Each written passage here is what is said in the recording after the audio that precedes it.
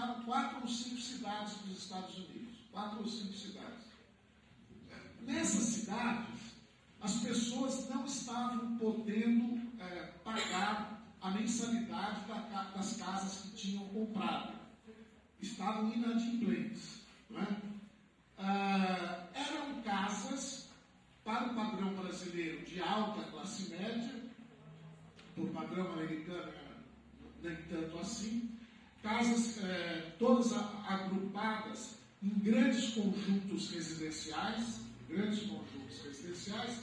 e que foram vendidas para pessoas, trabalhadores, muitas vezes aposentados, outras vezes desempregados, outras vezes empregados, mas com salário baixo, muitos deles com, para falar rápido, né, com ficha de maneira vulgar, com ficha suja no mercado, porque não tinham saldado dívidas, não é? Isso que eles chamavam, na linguagem jornalística, de subprime, né? Um mercado de risco, um mercado incerto, de retorno incerto. Né? Então, essa população trabalhadora, que já era uma população colocada à margem da produção por aquelas razões que a Sofia analisou aqui, né? Porque quanto mais aumenta a composição orgânica do capital, mais cresce o exército laboral de reserva, né? Então é muita gente no desemprego. Então essa população trabalhadora em situação precária, que já se encontrava em situação precária devido ao desenvolvimento do modelo de capitalista em vigor, adquiriu casas que não poderia pagar, que viu-se depois que não poderia pagar. E o que a reportagem mostrava era o despejo. E isso é um aspecto importante de ser lembrado na crise. A crise não só. A Sofia tem toda a razão. A imprensa valoriza demais o movimento da Bolsa. Temos que olhar para a produção. Eu acrescentaria, e olhar para o que significa produção em termos sociais. Porque o que a reportagem mostrava era a ação de despejo. Mercado de risco significou isso, ação de despejo. O que era essa ação de despejo? A polícia era um grupo de policiais que se colocavam numa viatura com equipamentos e roupas especiais. Não vou entrar no detalhe das roupas, mas alguns são extravagantes e até curiosos.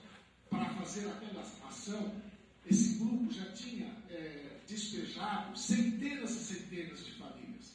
Então eles adquiriram um know-how e eles já sabiam, muitas vezes, por exemplo, eles usavam muito antipulgas, porque chegava na casa, a higiene estava lá embaixo, porque o pessoal não tinha dinheiro mais nem para tomar banho, comprar sabonete, e a casa era infestada de pulga. Então tem desde essas coisas relativas à higiene até outras relativas ao perigo de medo que eles tinham de que houvesse resistência, etc. Né? Então eles chegavam nessas casas, os policiais, essa equipe que eu me lembro bem, que os repórteres da TV acompanharam, essa equipe já tinha realizado centenas de despejos, centenas. Eles chegavam nas casas, aí, a hora que o carro ia passando naquela rua, todo mundo saía na janela, porque era um condomínio. Todo mundo saía na janela para ver onde é que o carro ia parar. Era uma roleta da desgraça, estão entendendo? Aí o carro parava.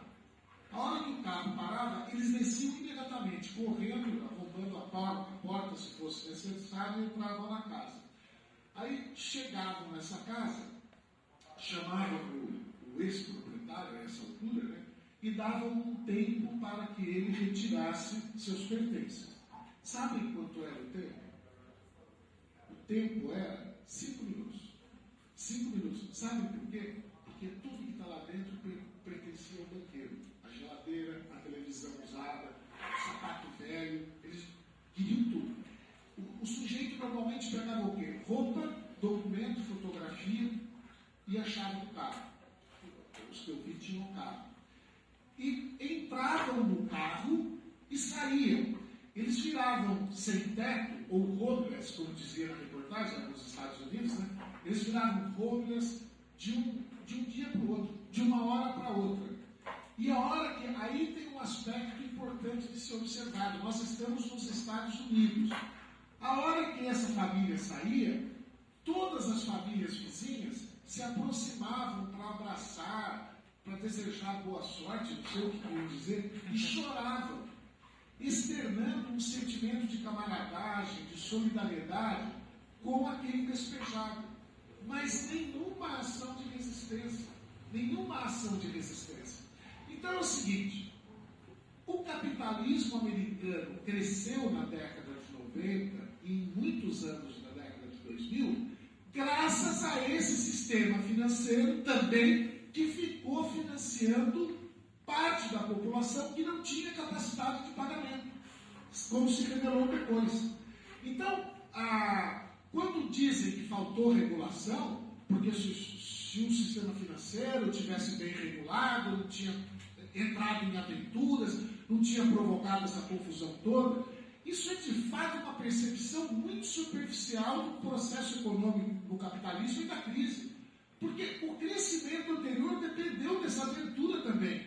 Essa aventura de financiar quem não tinha dinheiro para pagar. Né? Porque aquilo que poderia ser, do ponto de vista dos trabalhadores, dos socialistas, uma ação progressista, financiar, mas de uma maneira aceitável quem não tem dinheiro para pagar, no sistema capitalista, financiar quem não tem dinheiro para pagar, uma vez que o capitalismo é voltado para a valorização do capital mesmo, não para satisfazer necessidades da população, no sistema capitalista isso é uma aventura de fato, tá certo? Então, foi esse espírito aventureiro contribuiu muito para o crescimento da década dos anos 2000, sim senhor, né? Inclusive no capitalismo americano.